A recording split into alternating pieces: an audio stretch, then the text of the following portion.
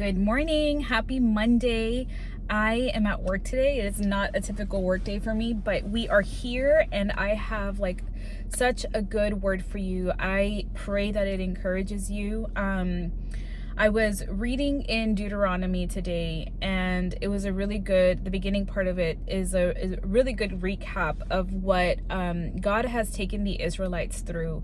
And this video is going to be for you if you keep getting stuck in the fear and you are close to the promised land. You are so close to the thing that God is telling you to do. He just wants you to walk through that and be obedient, but you are afraid. I feel like there's so many times that we have that feeling of being afraid, and we allow that to hold us back. We allow that to keep us from taking action. And there are so many times in the Bible where it says, do not be afraid. It is one thing to have the feeling of being fearful, right?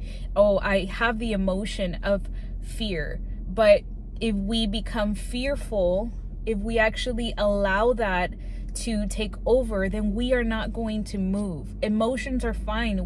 It's okay to have emotions, but when it stops us from doing what God is calling us to do, then we are not being obedient. In Deuteronomy, like I mentioned, it talks about how Moses gives his first address to the Israelites, and he's reminding them of what's going on, of what has really happened, right? He talks about how in the first time that the Lord leads them to Kadesh, they're so close to the promised land, they're so close to it, and they decide that they're going to send these 12 leaders to go look at the land to see if it is good. And they come back and they say it is good, it has all this fruit and all this food, and the land is good. However, they're so stuck on the fact that there is giants, they're so stuck on looking at the mountain, on the negative thing, that they forget the promise. They forget that the Lord has called them that to go through to enter the promised land. They forget all of a sudden all that the Lord has brought them through, the fact that he took them out of Egypt, the fact that he never let them go without food or water. He protected them. There's so much if we look back, right, we can look back and see how good God is, how faithful he is, how much he has brought us through. And now that you're right there, you're about to enter the promised land, now all of a sudden you are fearful and you start doubting that God is going to you think he's going to leave you? You think he's not going to get you through that? Guys, we are allowing fear to hold us back. We are not being obedient to the things that God is calling us to do. I'm gonna read a little bit about what I wrote. So it says, the Lord commands the Israelites to take possession of the land. It would not just be given to them. When God calls us to a new task, we need to make moves. We need to engage the challenge that come. We need to adapt to change. God requires us to do our part as he fulfills his promises to lead, guide, and provide for us. I feel like it's another, it's a good example of us, of what we do. We can't expect God to just move us around like a little pond. We're not just going to be moved by God. We need to take action, but we need to take action in faith. God gives us the power to do what he's called us to do. We can't let fear and skepticism control our life. We need to follow God regardless of the difficulties to demonstrate our faith. It is through faith, that we will be able to do the things that we are called to do. It is not by our own will. It is not by our own power. If we were to just rely on ourselves, we wouldn't do all of the things that we are being called to do. We need God for that. I put on here, don't focus on the negative aspects of the situation that you face, that you become fearful and immobile. Focus on the positive, God's direction and promises. Focus on the positives while trusting God to overcome the negatives. Isn't that so good? Focus on the positives while trusting God to overcome the negative. So I feel like in this story, again, like we are the Israelites. We are these people. Like we look at this story of the Israelites, and we may laugh and be like, oh my gosh, like don't they see what's happening? But we are those people. We come so close to the things that God is calling us to do, and then we stop. Like, how many times have you wanted to start that business and then you stop because you feel like you don't have all that it takes to get to there?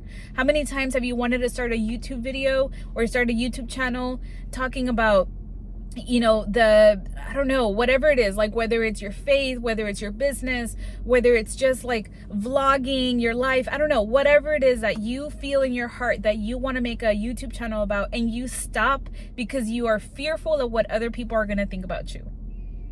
Like, why are we doing that? Why are we so focused on what other people think, but we lose sight of the fact that God called you to it, and that that the only thing that matters is what He says. He is the one that's calling you to it. Why are you not listening to that voice, but you're listening to everybody else they're not even talking right now. They're not even saying anything. And yet you are already stopping and not doing what you're being called to do. So, Moses goes on to say, the people then feel God's anger and they decide they will go in after all, but were warned against it because the Lord would not be going with them. So basically the Israelites are like, okay, God, I'm so sorry. We're so sorry that this happened. That, we stopped ourselves from going into the promised land. Now we will go in there. And the Lord is like, no, like now you don't get to do that. And so they still, at this point, they rebel again, and they go in only to be slaughtered. Like, they get slaughtered by these giants because the Lord was no longer with them. And those that return, they weep and they stay in Kadesh for a long time. When I read this today, it was like Kadesh, they stay there for a long time. This is very typical for us, where we are in a season of waiting. And I wrote, because of our disobedience, sometimes we will be forced to wait. Sometimes we think that waiting is just because God hasn't answered our prayers. No, sometimes waiting is because you were disobedient, and now God is making you wait so that you can learn, so that He can take you through other experiences, other things, so that you can continue to learn and grow your faith, so that the next time that you are right there by the promised land, you will say, okay, God, I will do it. Regardless of whether I think I'm ready or not, I will do it because you're calling me to it, because I know that you go before me, because I know that you have given me everything that I need to get there, to go through that. And so now He's making you wait because you haven't learned. So don't think that waiting is just God not answering your prayers. Waiting is sometimes due to your disobedience. And it says, we must wait to find out what the Lord would have us to do next. God is still there. He does listen. And it's during this time that we need to encourage each other to keep the faith and wait. Now, today I am telling you that the time of waiting, it's done. If you're watching this video, it's because God is telling you the time is now. The time for you to start is today. Not tomorrow, not next week, not on Monday, not March 1st, not in 2026. No, today. You start doing what God is calling you to do today. I wrote down, the Israelites spent 40 years to get to the promised land because they had rejected His love, rebelled against His authority, ignored His commands for right living, and willfully broke their end of the agreement. We make our life more difficult by being disobedient. We need to accept God's love for us, follow His instruction, which is the Bible, and trust Him in whatever situation. Life will be less complicated and more rewarding. Like, you all need to just be encouraged, guys. We need to be encouraged by what we see others do, by how people are moving in faith. Like, I love watching videos like the ones that I make now. These are the type of videos that I used to watch on YouTube because they would encourage me. That combined obviously with God's word, with his promises, with the truth, like that is what gets you going. That is what you need to push you forward. Great, do it. Stop waiting for a perfect moment. Stop waiting for things for you to have it all together. Like if God gave you those abilities, those gifts, then it's because he wants you to use them for his kingdom. He wants you to use them to help others, to serve others, to encourage others to find him. Like, people need to know about that business. People need to know your message. People need to know what you have to offer them, because God gave you those things in order for you to put them out in the world, and you are stopping because you are fearful. Not because you have a feeling of fear, but because you are so fearful that it's stopping you from moving. I just, like, as much as this word is for you, it's for me, because there are things that I feel like I'm also being called to continue, things that I'm supposed to keep doing. And it's through reading the word and like getting confirmation from the Lord this morning that I'm going to continue to take steps forward to keep advancing that thing that God is calling me to do. I don't know what the next step is. I don't know where it's going to lead. All I know is that if God is calling me to it, that he will bring me through it and give me the strength and the endurance to keep going. I was thinking about, when it comes to endurance, I was thinking about something that I do all the time with my kids. And I was like, okay, like God is definitely like this. But there's times that, like, let's say that I have to give my daughter medication for something. And the thing that I'll do is like, okay, just a little bit more, just a little bit. Wait, we're almost done. We're almost done. Like, how many times have you done that? If you're a parent, you know exactly what I'm talking about. When you know that there's going to be a difficult time, what do? You encourage your child by telling them, hold on, we're almost done. Hold on, we're almost there. Do we not do that? Like, you're on a road trip and they're like, Mom, are we almost there? Like, how many times do they ask that? And what do you say? We're almost there, guys. We're so close. Why do we do that? Why do we do that? We do that so that they can hold on to hope, so that they can see the light at the end of the tunnel, right? So that they can be encouraged, so that they can see that it's coming. It gives us hope. God does the same thing through the word. He's encouraging us to keep going, to endure, that the times may be difficult, that things may not always be perfect, but your time is coming. Just continue to push forward. Just because you're about to enter the promised land and you take steps doesn't mean that it's going to happen tomorrow. You just got to keep going. You got to keep taking another step, so that you can see where the Lord is going to lead you. Things are not going to be super easy. Like, that is not what God is telling us that he's going to do. It's not like he's just going to like hand you everything on a silver platter. You're still going to be challenged. You're still going to be going through things. You know, life is difficult. Our responsibility is to have faith, to endure the hard times, and know that everything God will use, there is no waste with God. He uses every situation. When we're obedient, he will continue to give us the next step. He will continue to move us forward. As we grow in our faith, as we learn to trust him, get in the word, start reading. If you want to hear God's voice, start reading what it sounds like.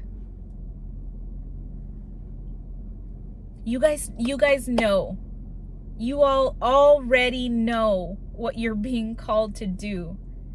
And you keep ignoring it because you're not just feeling fear, you're fearing the next thing. Do you understand? It's okay to have the emotion of feeling fear, but do not fear. Do not be afraid. AKA, do not run away from the thing that God is calling you to do. Do not be so worried about taking the next step that it holds you back.